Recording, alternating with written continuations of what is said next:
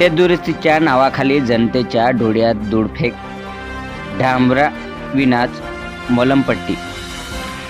नवापूर तालुक्यातील खांडबारा ते खोलगर या 10 किलोमीटर सुरू असलेल्या खड्डे दुरुस्तीच्या कामात मोठा भ्रष्टाचार समोर आला आहे। संबंधित कंत्राटदाराने खड्डे भरताना डांबराचा वापर न करता केवळ खडी आणि माती टाकून खड्डे बुजवल्याचा धक्कादायक प्रकार उघडकीस आला आहे।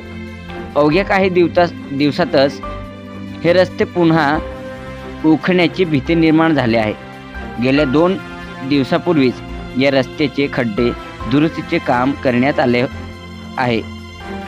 नियमानुसार खड्डे भरताना त्यामध्ये डांबर आणि खडीचे गरम मिश्रण वापरणे बंधनकारक आहे। मात्र प्रत्यक्ष कामाच्या ठिकाणी कंत्राटदाराने केवळ खडे आणि त्यावर माती पसरून खड्डे बुजवले असा आरोप येथील रहिवासी आणि वाहन चालकांनी केले आहे। स्थानिक नागरिकांनी जेव्हा कामाची पाहणी केली तेव्हा डांबराचा अंशही दिसला नाही। रस्त्याच्या या निकृष्ट कामामुळे नागरिकांनी तीव्र नाराज व्यक्त केला आहे। आमच्या आदिवासी समाजासाठी निधीचा गैरवापर केला जात आहे असा आरोप नागरिकांनी केला आहे।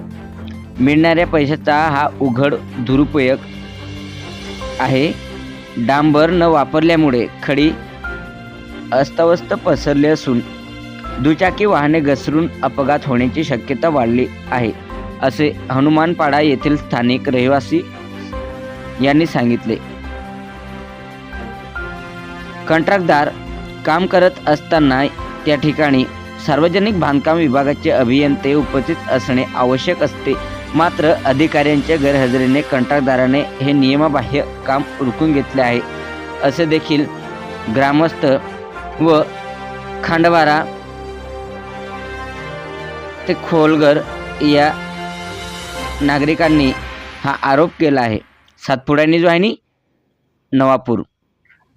खांडबारा ते वांदळे आपला रस्ता दुरुस्तीकरण केलं तर तिथे खड्डे दुरुस्तीकरणचा रस्ता केला तर तिथे डांबरच नाही वापरलं, नुसतं कपची मुरुम टाकून निघून गेले।